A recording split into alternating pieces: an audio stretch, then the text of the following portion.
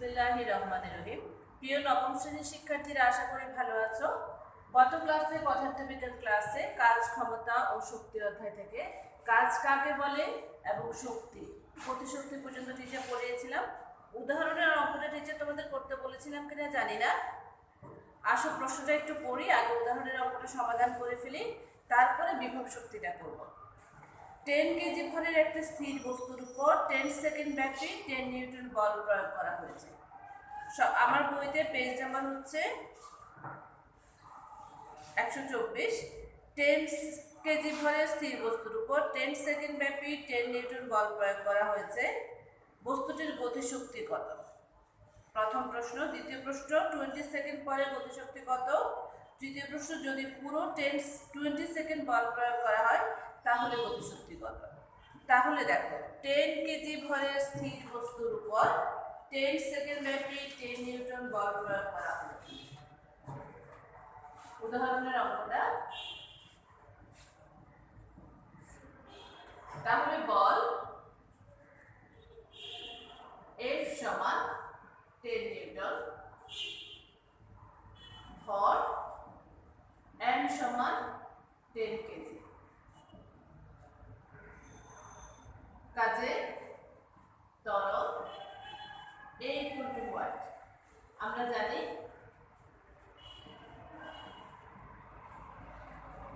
F equal to ma বা A সমান F divided by m। তাহলে আমরা এখানে মানটা বসাই। F হচ্ছে 10 নিউটন, m হচ্ছে 10 কেজি, সুতরাং A equal to 1 metre per second square. কাজে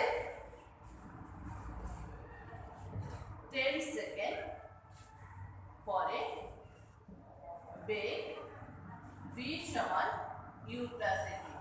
যেহেতু বস্তুটি স্থির অবস্থা ছিল, আগে v equal to 0, সুতরাং 0 প্লাস 1 into 10 সমান 10, সুতরাং v সমান 10 মিটার পার সেকেন্ড। তাহলে 10 সেকেন্ড পরে বস্তুটার বেগ পেয়েছি এত, সুতরাং 10 সেকেন্ড পরে গতিশক্তি কত? গত ক্লাসে টিচার পড়িয়েছিলাম গতিশক্তি half m v square. Half into m হচ্ছে 10 আর v স্কয়ার হচ্ছে 10 হোল স্কয়ার। শক্তি দেখো জুল, আমি একসাথে বসাই ফেললাম। তাহলে এখানে আসছে 500 জুল। তাহলে 10 সেকেন্ড পরে গতিশক্তি পেয়েছি 500 জুল। 10 সেকেন্ড পরে বেগ, গতিশক্তি যেহেতু বেগ লাগবে, বেগ v equal to v এর মান পেয়েছি 10, গতিশক্তি equal to half m v square. তাহলে 10 সেকেন্ড পরে গতিশক্তি পেয়েছি 500 জুল। পরের প্রশ্ন বলেছে 20 সেকেন্ড পরে গতিশক্তি কত? 20 সেকেন্ড পরে গতিশক্তি কত? 10 কেজি ভরের স্থির বস্তুর উপর 10 সেকেন্ড ব্যাপী বল প্রয়োগ করা হয়েছে।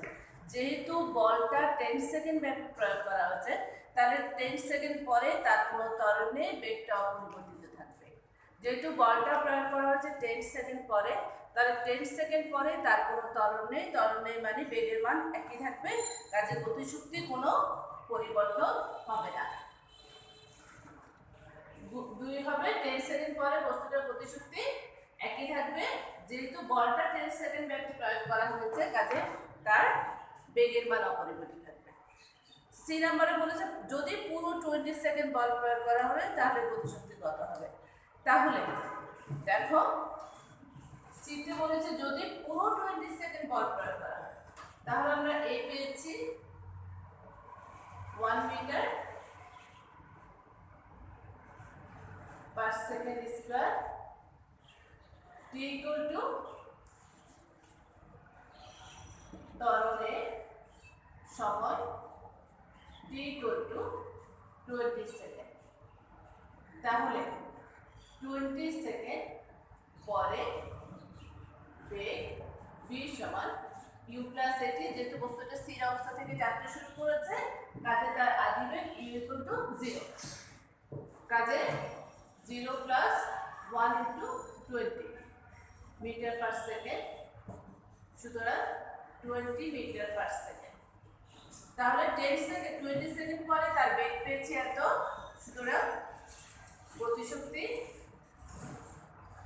সমান half M V square, half into 10 into 20 whole square সমান কত আসছে 2000 জুল। তাহলে 20 সেকেন্ড পরে গতিশক্তি পেয়েছি 2000 জুল। এই হচ্ছে আমাদের উদাহরণের সমাধান। আরেকটা উদাহরণ আছে 10 কেজি ভরের একটা বস্তুকে বল প্রয়োগ করে গতিশীল করায় তার গতিশক্তি হয়েছে 80 জুল। গতিশক্তি কত? তাহলে গতিশক্তি হাফ এম ভি স্কয়ার, গতিশক্তির মান দেওয়া আছে 80 joule, half M V square, এখান থেকে ভি এর মান এটা আমরা করতে পারবো, টিচার আর করে দিচ্ছে না। তাহলে গত ক্লাসে আমরা গতিশক্তি করেছিলাম, গতিশক্তির সাথে রিলেটেড উদাহরণটা টিচার করতে বলেছিলাম, যাতে বুঝতে পারো টিচার এখন পড়ায় দিয়েছে। আজকে আসলে বিভব শক্তি। গতিশক্তি মানে বলেছিলাম কোনো একটা বস্তু তার গতির জন্য কাজ করার যে সামর্থ্য লাভ করে সেটা হচ্ছে গতিশক্তি। তাহলে বিভব শক্তি কাকে বলে?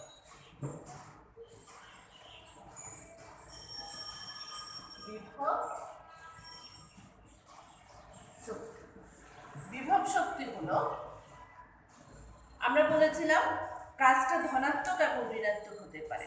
আমি গত ক্লাসে টিচার একটু বলেছিলাম কোনো একটা বস্তুর অবস্থা বা অবস্থানের পরিবর্তন হলে তার বস্তুর মধ্যে কাজ করার যে সামর্থ্য লাভ হয়, বস্তু কাজ করার যে সামর্থ্য লাভ করে বা বস্তু যে পরিমাণ কাজ করতে পারে, অবস্থা বা অবস্থানের পরিবর্তন হলে, অবস্থা বা অবস্থানে পরিবর্তন হলে বস্তু কাজ করার যে শক্তি লাভ করে, কাজ করার যে সামর্থ্য লাভ করে বা বস্তু যে পরিমাণ কাজ করতে পারে সেটাই হলো তার বিভব শক্তি। এখানে বইতে সুন্দর একটা উদাহরণ দিয়েছে, একটা স্প্রিং, আমরা সবাই স্প্রিংকে দেখেছি। স্প্রিংয়ের স্বাভাবিক অবস্থায় এরকম আছে, স্প্রিংটা এরকম আছে, ধরে নিলাম স্প্রিংটা এই অবস্থায় ছিল, এতটুকু স্প্রিং নর্মালি রয়েছে। এখন আমি যদি স্প্রিংটাকে এদিকে সংকুচিত করি, সংকুচিত করলে দেখা যাবে স্প্রিংটাকে সংকুচিত করার ফলে এই বল প্রয়োগ করলাম, এই বল প্রয়োগ করে স্প্রিংটাকে সংকুচিত করলাম, সংকুচিত করে যখন ছেড়ে দিব তখন এই স্প্রিংটার ভিতরে কিছু শক্তি জমা হবে এবং সে কিছুটা কাজ করতে পারবে। স্প্রিংটাকে সংকুচিত করে ছেড়ে দিলে স্প্রিংটা কাজ করতে পারবে। কিভাবে বুঝবে? যদি স্প্রিং এর সামনে কোনো বস্তু রাখি, তাহলে দেখেন স্প্রিংটা ছেড়ে যাবে, এখানে একটা অ্যাম্বরের বস্তু রাখার ফলে তাহলে দেখা যাবে যখনই আমি স্প্রিংটা ছেড়ে দিলাম তখনই স্প্রিংটা ঠেলে অ্যাম্বরের বস্তুটাকে কিছু দূর নিয়ে যাবে। তাহলে এখানে এই যে স্প্রিংটা সংকুচিত করার পরে তার অবস্থার পরিবর্তনের ফলে স্প্রিংয়ের ভিতরে যে কাজ করার সামর্থ্য অর্জন লাভ করলো সেটাই তার বিভব শক্তি, সেটাই তার বিভব শক্তি।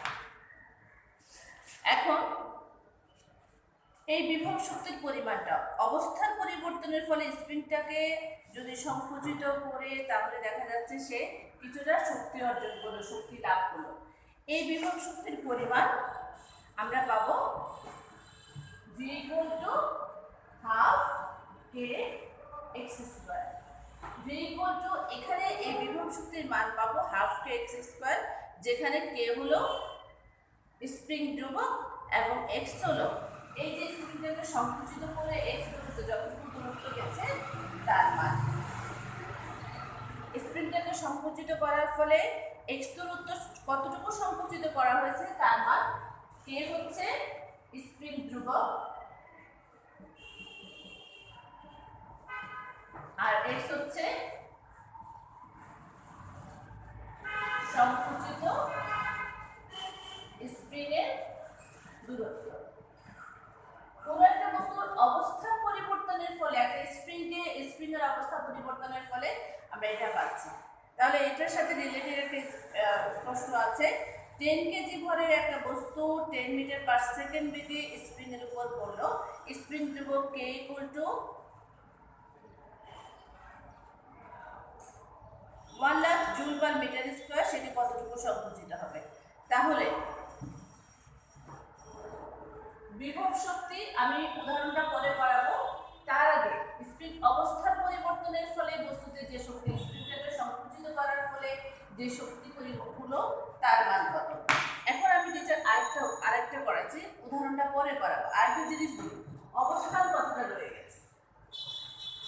এই যে দেখো আমার ডাস্টারটা এই অবস্থায় টেবিলের উপর রয়েছে।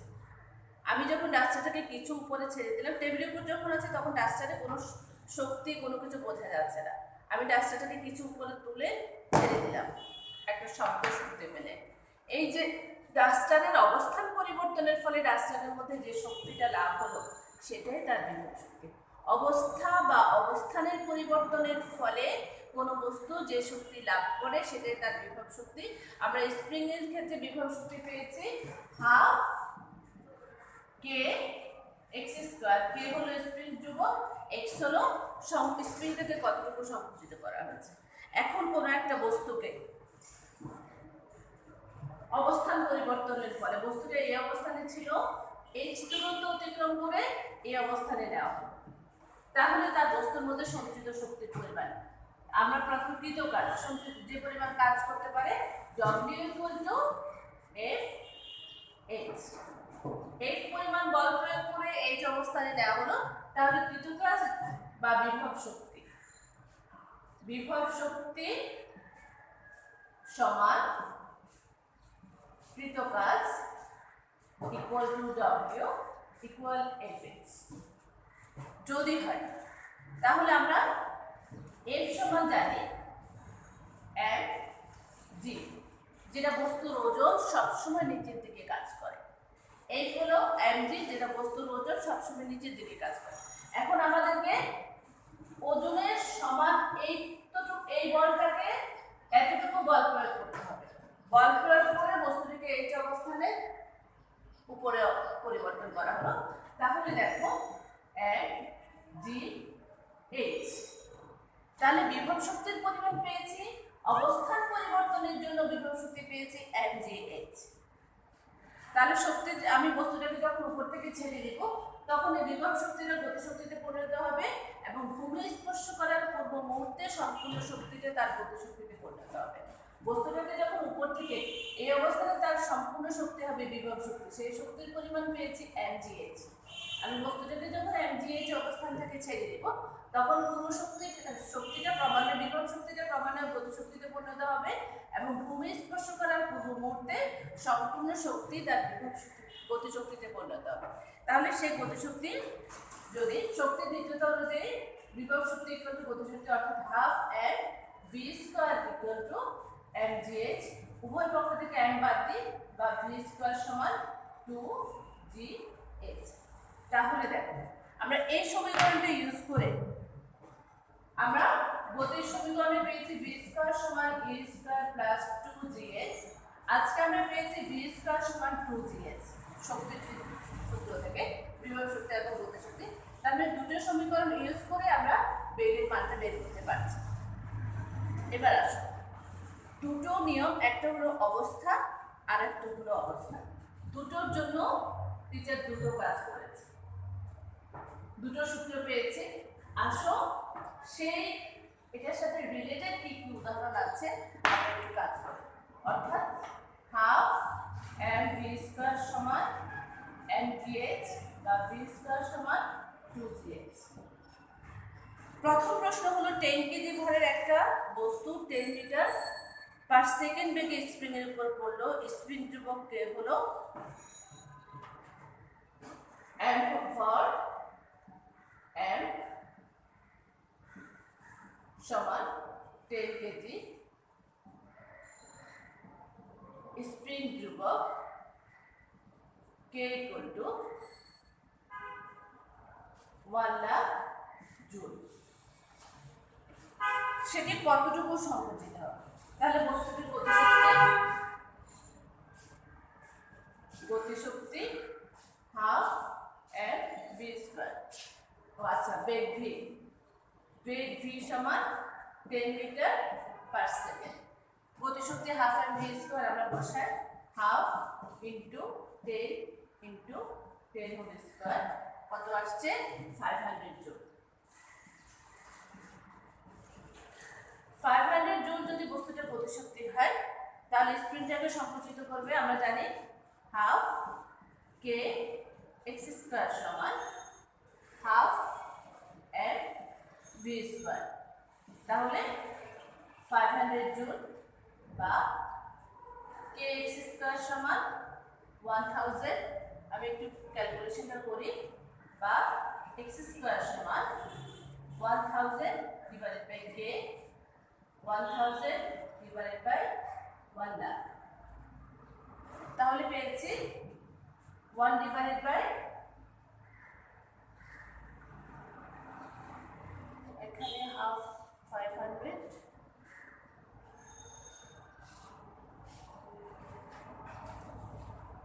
তাহলে এখানে পেয়েছি 100। তাহলে x ইকুয়াল টু 0.1, আমি ক্যালকুলেশন করলে x এর মান পেয়েছি 0.1 মিটার। তাহলে দেখো স্প্রিংটাকে কতটুকু সংকুচিত করলো, স্প্রিংটাকে সংকুচিত করলো 0.1 মিটার। ঠিক একইভাবে যখন তার বস্তুর অবস্থানের পরিবর্তন করলো, এটা ছিল অবস্থার পরিবর্তনের জন্য স্প্রিংটাকে সংকুচিত করে কতটুকু সংকুচিত করলো সেটা বইয়ের সাথে রিলেটেড, বইয়ে যে রিলেটেড প্রশ্ন উদাহরণ করে দেওয়া আছে, আমাদের আগে এটা প্র্যাকটিস করতে হবে। 10 কেজি ভরের বস্তুকে 100 মিটার পার সেকেন্ড বেগে উপরের দিকে নিক্ষেপ করা হলে কত উপর উঠবে? 10 কেজি ভরের বস্তুকে 100 মিটার পার সেকেন্ড বেগে উপরের দিকে নিক্ষেপ করা হলে, তাহলে ভর m সমান 10 কেজি, বেগ v সমান 100 মিটার পার সেকেন্ড। ছুড়ে দিলে কত উপরে উঠবে? তাহলে আমরা আগে গতিশক্তি বের করি। গতিশক্তি সমান half m v square, half into 10 into 10 square, 2, কত আসছে? 50,000 জুল যদি হয়, এখন ধরে নিলাম সেটা এই উচ্চতায় পৌঁছাবে। এই উচ্চতায় যখন পৌঁছালো, তাহলে এই উচ্চতায় পৌঁছানোর পরে সম্পূর্ণ গতিশক্তি বিভব শক্তিতে পরিণত হবে। এক্ষেত্রে mg h সমান 50,000 বা h equal to 50,000 divided by mg। তাহলে 50,000 divided by m হচ্ছে 10, 9.8, ক্যালকুলেশন করলে আসতেছে 510। সুতরাং h সমান 510 মিটার। এখন দেখো আমি গতিশক্তি বের করলাম, এখান থেকে কতটুকু উচ্চতা উঠলো সেটা বের করলাম। 100 মিটার পার সেকেন্ড বেগে উপরের দিকে নিক্ষেপ করা হলো 510 মিটার। এই যে কাজটা করলাম, এটা কিন্তু আমি v square equal two 2gh, এই সমীকরণটা ইউজ করলেও করতে পারতাম, যেখানে আমার m এর মানটা প্রয়োজন হচ্ছে না। v square equal to u square 2gh, অর্থাৎ h equal to v square divided by 2g। তার মানে কত, কোন একটা বস্তুকে যখন উপরের দিকে নিক্ষেপ করা হলো, সেটা বস্তুর ভরের উপর নির্ভর করবে, সেটা কতটুকু উপরে যাবে সেটা তার আদিবেগের উপর নির্ভর করবে। আমি কত বেগে বস্তুটাকে ছুড়ে দিচ্ছি, ভর ছাড়াও আমি সেখানে কতটুকু উচ্চতায় যাবে কাজটি করে ফেলতে পারবো। ক্লিয়ার? তার মানে কোনো একটা বস্তুকে উপরের দিকে ছুড়ে দেওয়া হলে কোনো একটা বেগ দিয়ে, সেটা ভরের উপর নির্ভর করবে না, সেটা কত উপরে যাবে তার আদিবেগের উপর নির্ভর করবে। আমরা আদিবেগ ইউজ করে সহজে বের করে ফেলতে পারবো। ঠিক একইভাবে 5 কেজি একটা বস্তুকে 50 মিটার বেগে উপরের দিকে ছুড়ে দিলে কোন উচ্চতায় এর বিভব শক্তি গতিশক্তির সমান হবে? 5 কেজি ভরের বস্তুকে 50 মিটার পার সেকেন্ড বেগে, আমি উদাহরণের অঙ্কগুলো করা দিচ্ছি যাতে তোমাদের ক্লিয়ার হয়। 5 কেজি ভরের বস্তুকে 50 মিটার পার সেকেন্ড বেগে উপরের দিকে ছুড়ে দিলে কোন উচ্চতায় এর বিভব শক্তি গতিশক্তির সমান হবে? তাহলে ভর m সমান 5 কেজি, বেগ v সমান 50 মিটার পার সেকেন্ড। কত উচ্চতায় এর বিভব শক্তি? তার মানে আদিবেগ u ছিল 50 মিটার পার সেকেন্ড, ভর m সমান 5 কেজি। এটাকে কত উচ্চতায় বিভব শক্তি গতিশক্তির সমান হবে? তাহলে বিভব শক্তি গতিশক্তির সমান হবে কত উচ্চতায়, সেটা আমরা একটু দেখি। তাহলে আদি গতিশক্তি সমান হাফ এম ভি স্কয়ার। তাহলে half into 5 into 50 whole square, আর সেটা আছে 6250 জুল। 6250 জুল আদি গতিশক্তি। কত উচ্চতায় এর বিভব শক্তি গতিশক্তির সমান হবে? তার মানে ধরি এই উচ্চতায় এর বিভব শক্তি গতিশক্তি সমান হবে। তার মানে যদি হয় তাহলে দেখো বিভব শক্তি সমান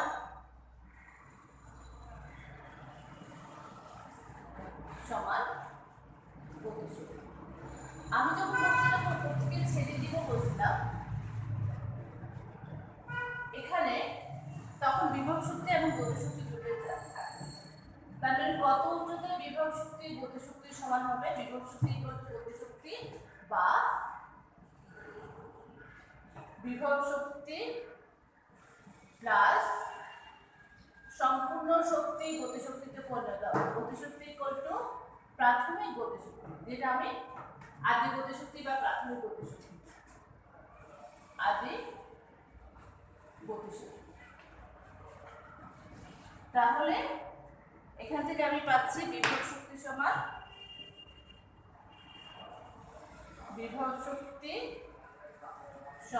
যেহেতু বিভব শক্তি সমান গতিশক্তি সমান, তাহলে সমান আদি গতিশক্তি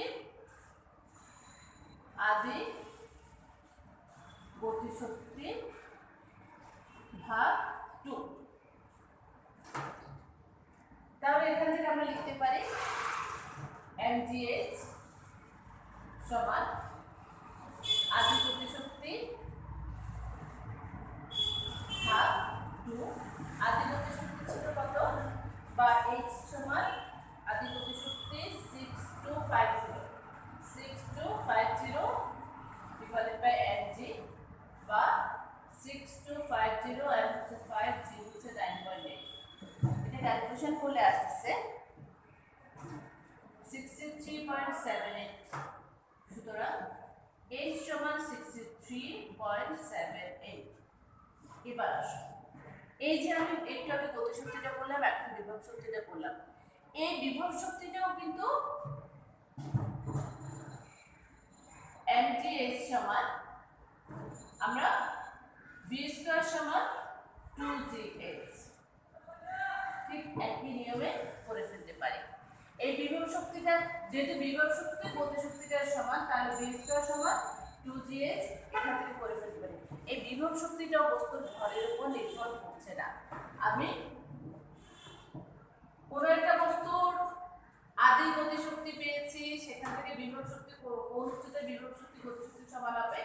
আদি গতিশক্তি বা বিভব শক্তি ইকুয়াল টু আদি গতিশক্তি ভাগ 2 ডিভাইডেড বাই 2। এখান থেকে করে ফেলতে পারি, অথবা v স্কয়ার সমান v square equal two 2gh, এই সমীকরণটা লিখব। অর্থাৎ বিভব শক্তি এবং গতিশক্তির মান বস্তুর ভরের উপর নির্ভর করবে না। কোনো একটা বস্তুকে উপরের দিকে ছুরি দিই বা উপর থেকে ফেলে দিই, সেটা যে গতিশক্তিটা পাচ্ছি, কত উচ্চতায় বিভব শক্তি গতিশক্তিটার সমান হবে বা কত উচ্চতায় কত উপরে উঠবে, যদি এই সমীকরণগুলো করতে যাই তাহলে সেটা তার ভরের উপর নির্ভর করবে না। তাহলে গতিশক্তি এবং বিভব শক্তি এর সাথে রিলেটেড বইতে যে উদাহরণগুলো আছে আমরা এগুলো সবসময় প্র্যাকটিস করব, এবং যাই করে থাকি যাতে বইগুলো আগে করি। এরপরে দেখো শক্তির বিভিন্ন উৎস। আমরা আগের ক্লাসগুলোতে পড়েছিলাম 5 থেকে শক্তি পড়ে আসছি, 4-5 থেকে।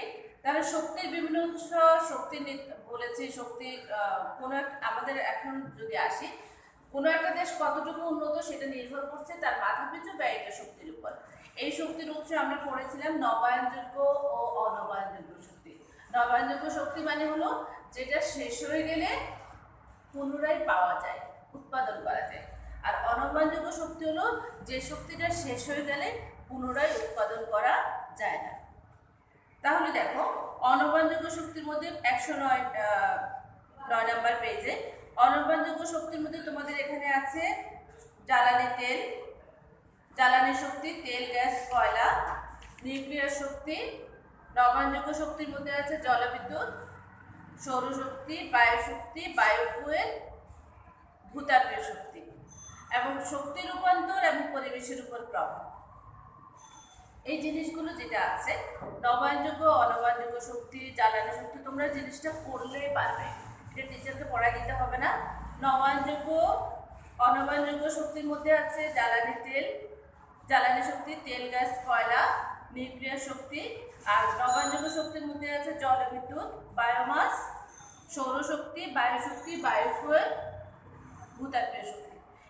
আর শক্তি রূপান্তর পরিবেশের উপর প্রভাব এতটুকু তোমরা পড়বা। শক্তির নিত্যতা এই জিনিসগুলো তোমাদের পড়তে নিজেরাই পড়ে দিতে পারবে, তারপরে টিচার একটু ধারণা দিয়ে দিব আগামী ক্লাসে। তোমরা একটু রিডিংটা পড়ে রাখবে যাতে টিচারের পড়াতে সুবিধা হয়। আমরা আগামী ক্লাসে মেইনলি আলোচনা করবো ভর শক্তির সম্পর্ক এবং ক্ষমতা নিয়ে। ভর শক্তির সম্পর্ক ক্ষমতা কর্মদক্ষতা। ঠিক আছে, এই পর্যন্ত সবাই ভালো থাকবে। আল্লাহ হাফিজ। শক্তির বিভিন্ন উৎস এটা তোমরা নিজেরা পড়ে নিবে। আল্লাহ হাফিজ।